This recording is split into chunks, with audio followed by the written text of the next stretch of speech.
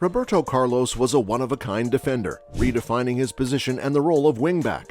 His incredible pace, power, and ability to score stunning free kicks captivated fans and struck fear in opponents. Has any defender ever compared in speed, stamina, work rate, energy, and crossing, all while posing a two-way threat? Join us today as we explore the remarkable career of the man quaintly known as El Hombre Bala, or the Bullet Man. Roberto Carlos was born on April 10, 1973 in Garça, São Paulo, Brazil. He started playing professionally in 1991 with União São Paulo, while most of us were still children. Later in 1995, he made a move to Inter Milan, leaving the South American continent to ply his trade in Europe. However, the move that would change his career forever came in 1996 when he joined Real Madrid. Then-manager Fabio Capello couldn't believe that he was available for transfer and quickly set out to sign the young defender. He would spend the next 11 years with Los Merengues, playing a vital role in the club's success during that time. During his illustrious tenure with Real Madrid, Carlos achieved remarkable success, clinching 3 UEFA Champions League titles, 1 UEFA Super Cup, 4 La Liga titles, 3 Supercopa de España, and 2 Intercontinental Cups. His list of accolades extended even further as a part of one of the greatest squads Brazil's national team ever put together. Together, they won 2 Copa Americas and triumphed in the 2002 FIFA World Cup. After bidding farewell to Real Madrid in 2007, Carlos embarked on a globe-trotting football journey. He showcased his skills with Fenerbahce in Turkey, Corinthians in Brazil, Anji Makalkala in Russia, and Delhi Dynamos in India, leaving a permanent mark in various domestic leagues. Carlos decided to hang up his boots and retire from professional football in 2012. Beyond his football career, Carlos has built a fulfilling personal life. He is married to Roberta Moraes, and together they have been blessed with 4 children. In addition to his family life, Carlos has ventured into the world of entrepreneurship, becoming the owner of several businesses, including a football academy and a clothing line. His post-football endeavors showcase his diverse talents and interests beyond the pitch. Just how special was Roberto Carlos?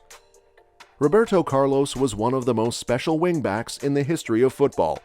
He was unique in his combination of pace, power, precision crossing, and free kick-taking ability. He was also a very intelligent player, and he was able to read the game very well. And Carlos was more than a goal-scoring winger. He held a reputation as a hard-nosed tackler, yet was able to do so cleanly throughout his career. His small stature would always surprise opponents until he put on a show. Carlos's impact on the game was immense. He revolutionized the role of the wingback, and he showed that it was possible to be a world-class defender and attacker at the same time. He was also a role model for millions of young players around the world, and he inspired them to believe that anything is possible. Very few players could match his energy and work rate. Most players dream of scoring a legendary goal, and yet Carlos achieved this over and over, making it look almost normal. Even his throw-ins were long distance and unbelievable. Remembering Carlos on the pitch isn't difficult at all. In 1997, Roberto Carlos scored a free kick for Brazil against France that has become one of the most iconic free kicks ever scored. The goal was so powerful and swerved so drastically that it defied the laws of physics. Carlos lined up for the free kick about 35 yards from goal, and he hit the ball with his instep with incredible power and precision. The ball swerved wildly in the air, and it looked like it was going to go wide. However, at the last moment, the ball dipped and curled back into the goal, leaving French goalkeeper Fabien Barthez helpless. The goal was so remarkable that it has been studied by physicists and engineers who have tried to explain how Carlos was able to produce such a swerve on the ball.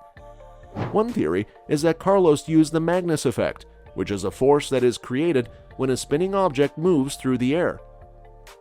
The Magnus effect can cause the object to curve in the opposite direction of its spin, and Carlos may have been able to use this effect to his advantage when he hit the free kick. Another theory is that Carlos was able to generate so much power on the shot that the ball was able to overcome the effects of air resistance and curve sharply in the air. Whatever the explanation, Carlos's free kick against France is one of the most incredible goals ever scored. While you let all of that science sink in, consider this. The guy actually had his free kicks measured. His long-distance rockets had been measured at over 105 miles per hour or 169 kilometers per hour. Absolutely incredible. In February 1998, Carlos scored arguably his most memorable goal for Real Madrid. He struck a bending volley with the outside of his foot from an unbelievable angle and scored what was later named an impossible goal against Tenerife in the Copa del Rey match. Let's not forget Roberto is the man who assisted on Zinedine Zidane's historic 2002 Champions League greatest goal of all time. Another memorable moment happened in 2006. Roberto Carlos was celebrating his 38th birthday at a nightclub in Istanbul when he was approached by Fenerbahce owner Suleyman Kerimov. Kerimov was a Russian billionaire who was known for his extravagant spending. He had previously bought a Bugatti Veyron for his son, and he decided to buy one for Carlos as a birthday gift as well. Carlos was understandably shocked and delighted by the gift. He had never received anything like it before. He accepted the Veyron and he was often seen driving it around Istanbul. The Bugatti Veyron is one of the most expensive and exclusive cars in the world. It is known for its incredible performance and its luxurious interior. Kerimov's gift to Carlos was a truly lavish one, and it is sure to be remembered for years to come. After retiring from football in 2012, Roberto Carlos embarked on a new career in politics. He was elected to the Brazilian Chamber of Deputies in 2014, representing the state of São Paulo. He served one term in the Chamber of Deputies and did not run for re-election in 2018. Carlos's decision to enter politics was motivated by his desire to make a difference in his country. He grew up in poverty in São Paulo, and he has spoken about how his experiences shaped his political views. He is a strong advocate for social justice and economic equality. As a politician, Carlos focused on issues such as education, healthcare, and crime. He was also a vocal critic of corruption and government mismanagement. Carlos's political career includes several noteworthy details. Firstly, he achieved election in the Chamber of Deputies with an impressive vote count exceeding 200,000. During his tenure, he actively participated in the Chamber's Committee on Education and Culture, showcasing his commitment to these crucial areas. Additionally, Carlos held a significant role within the PSB, or Socialist Party of Brazil, serving as a member of its National Executive Committee. In this capacity, he played a part in shaping the party's direction and policies. However, allegations arose when claims were made that he may have utilized his political position to further his personal business interests, raising ethical concerns. Ultimately, due to disagreements with the leadership of the PSB, Carlos made the decision to part ways with the party in 2018. Despite this, he has expressed his intent to re-enter the political sphere in the future. Roberto now spends his time, among other things, as a global ambassador for the sport of football. We now ask you, the fan, will anyone ever show up and play the same way Carlos did, or have the same kind of revolutionary impact on the position that they play? It's difficult to say, just because he was a truly unique player, and it is unlikely that we will see anyone quite like him again. However, there are a number of young defenders who are emerging with the potential to be great players. Trent Alexander-Arnold, Alphonso Davies, and Achraf Hakimi are just a few examples of defenders who are pushing the boundaries of what is possible for the position.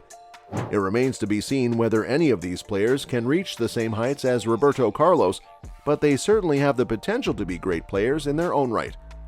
Roberto Carlos's approach to wingback changed the position forever, and his playing style will likely never be replicated. Is there any other player in the game right now transforming the position that they play? Share your thoughts in the comments below, and don't forget to hit that subscribe button. Tell us if there are any videos that you are dying to see be made, and thanks for watching today's video. We'll see you in the next one.